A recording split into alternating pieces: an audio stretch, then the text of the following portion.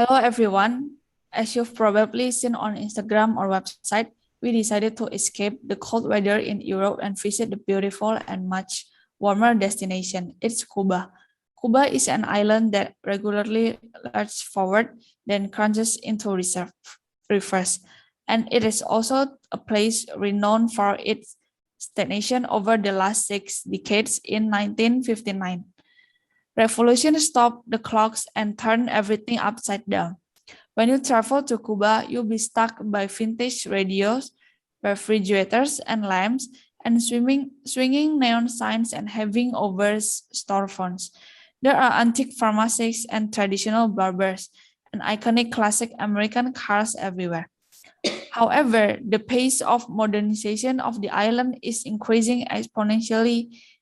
New Swiss hotels are springing up the first class, family-run boutique hotels are flourishing, and house-based restaurant paladars are slowly putting Cuban cuisine on the culinary map.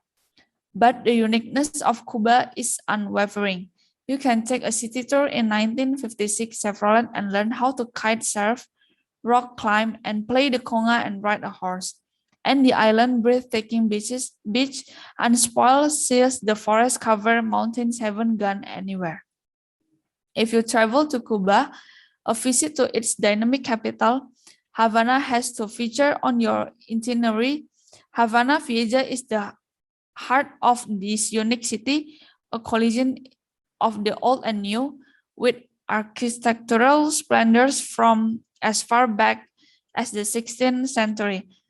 Alongside building new bars and restaurants, boutique hotels, and casas particulares. Welcome to Castillo de la Real Fuerza Castle. Is the old fortress still preserved in all the Americas? It was built between 1558 and 1577 in the same location where our fort was destroyed by French pirates in 1555.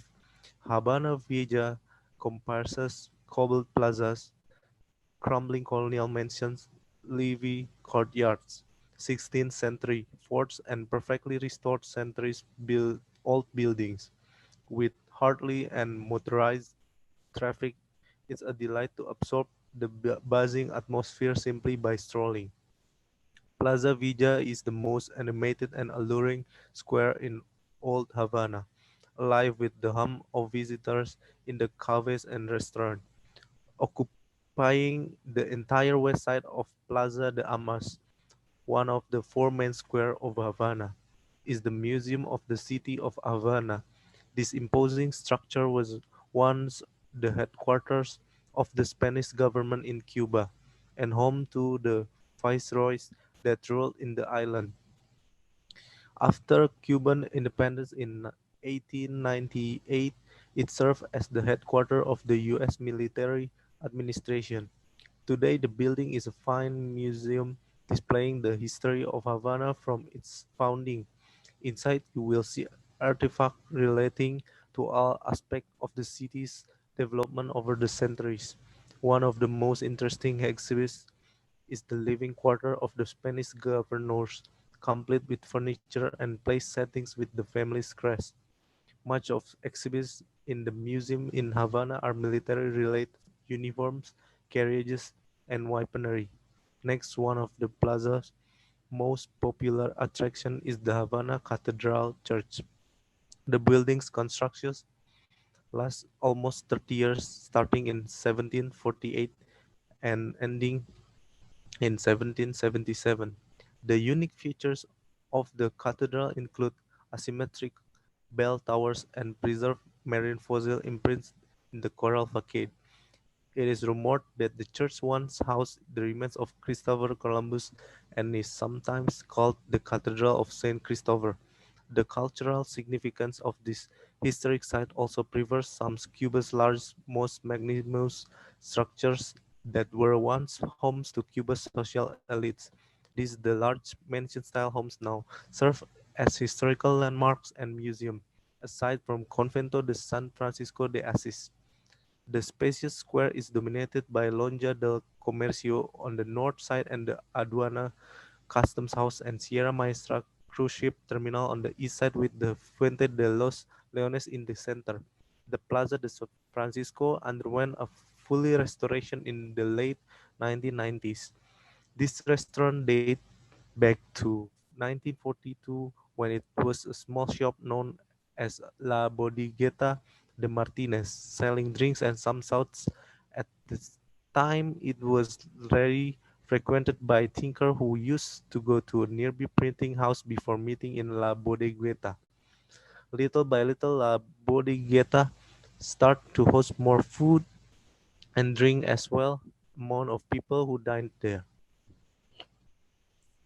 At west, and you will soon see the majestic dome of El Capitolio rise over central Havana.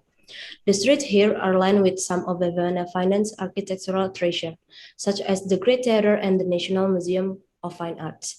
Federado is one of the areas of Havana that most resemble a big city in terms of building and recreational activity.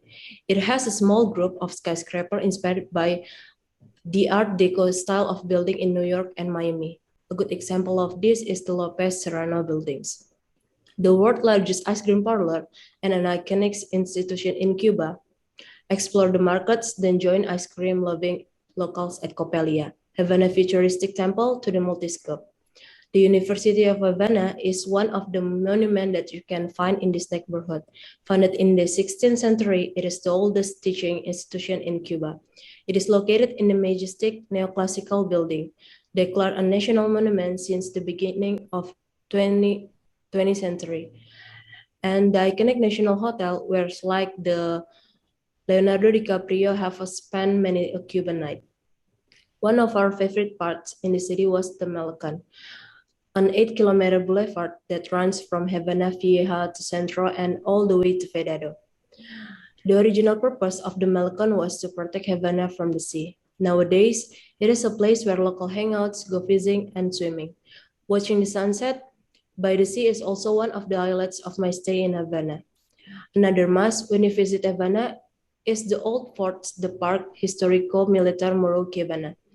They are located on the opposite side of harbor and offer spectacular views over the city.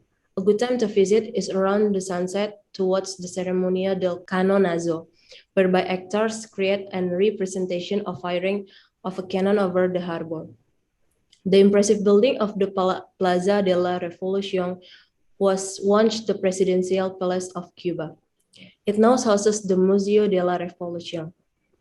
The palace, which has a turbulent past, was world news in 1957 when a group of students rose up in rebellion against the former regime.